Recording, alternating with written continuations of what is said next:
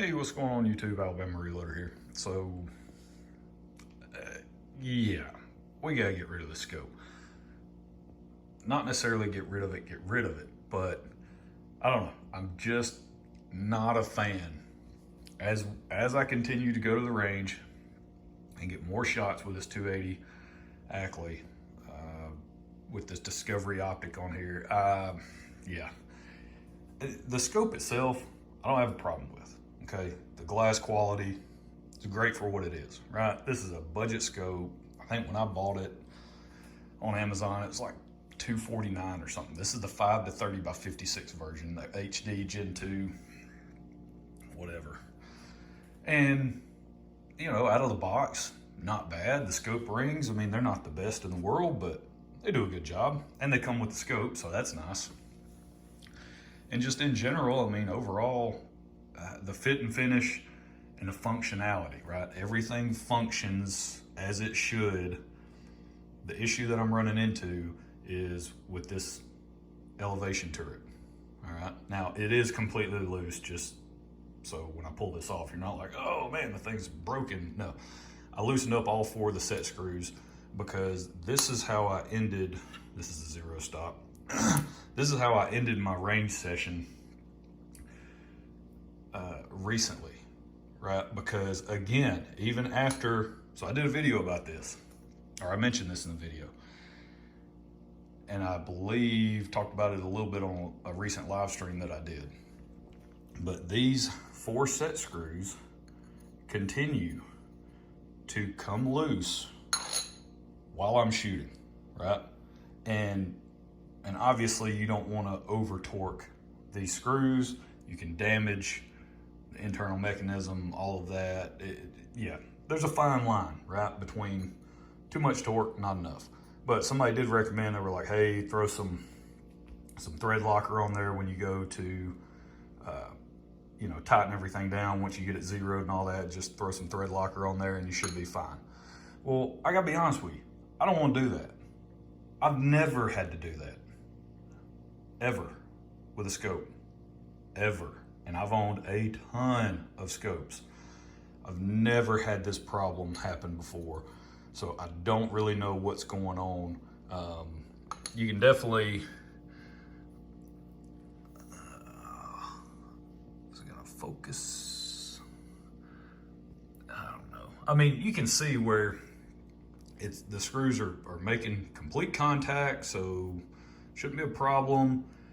It should be holding in there very well. I don't know. I don't know what the deal is. It just ain't working. So we're gonna get rid of it as far as get it off of this rifle. And the main reason I really wanted this thing to work because, again, the range of magnification that I have, the floating center dot is a very fine dot, but you know, on the lower powers, right? I think I've got it set to like 15 right now.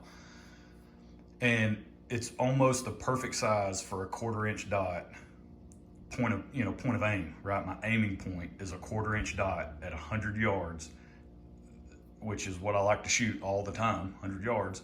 And at like 15 power, 14, 15 power, that's basically perfect, right? It allows me to hold extremely tight on my point of aim. It's just not, I don't know. I don't trust this scope at all. I know somebody mentioned like, oh, it's not gonna cause any issues with the, you know, your group on target. This coming loose isn't gonna actually affect anything. But I mean, I don't know, can you even definitively say that, right? If this is just simply loosening up over time, right? And it's still tight enough that under recoil, for whatever reason, who knows, I don't know, that it might adjust itself a click, right? I mean, you can't, I don't think you can say that it's physically impossible for that to do that. Maybe it is, I don't know.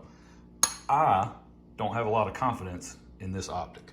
So, take it off. I'm gonna replace it with a Burris Veracity PH. This is the 2.5 to 12 by 42 model.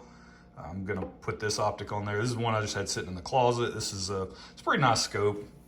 Not the biggest fan of the reticle layout, but it's not bad. It's actually the scope that was on my 30 Thompson Center. I'm trying to think back.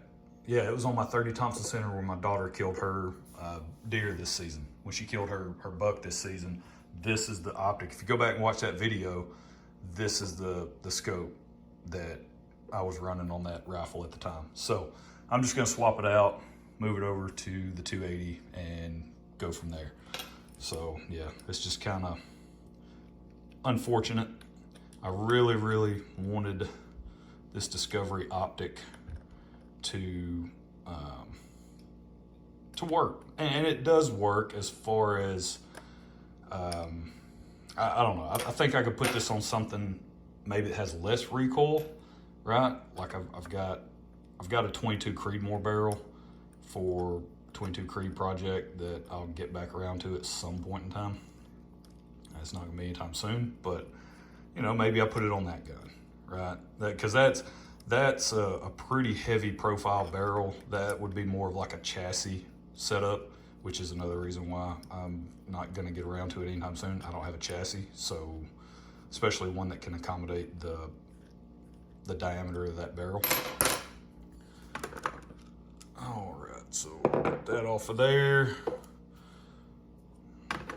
And now I just gotta figure out, of course I'll have to get the spacing and everything right. I'll have to loosen up these scope rings and get all that done, but that's pretty much it. That's where we're at. That's what we got going on. So I got to get this swapped over, but not thrilled with the Discovery optic. I know you see a ton of videos on YouTube about them, right? There's plenty of shills out there that say they're the best thing ever. Now, again, I did comment when I got this scope, it reminds me of an Arkin optic scope in terms of just how the optic feels, right?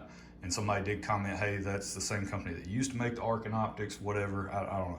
That's why I was pretty excited about it once I received it and, you know, unboxed it and was ready to throw it on the rifle. I was pretty jazzed up about it.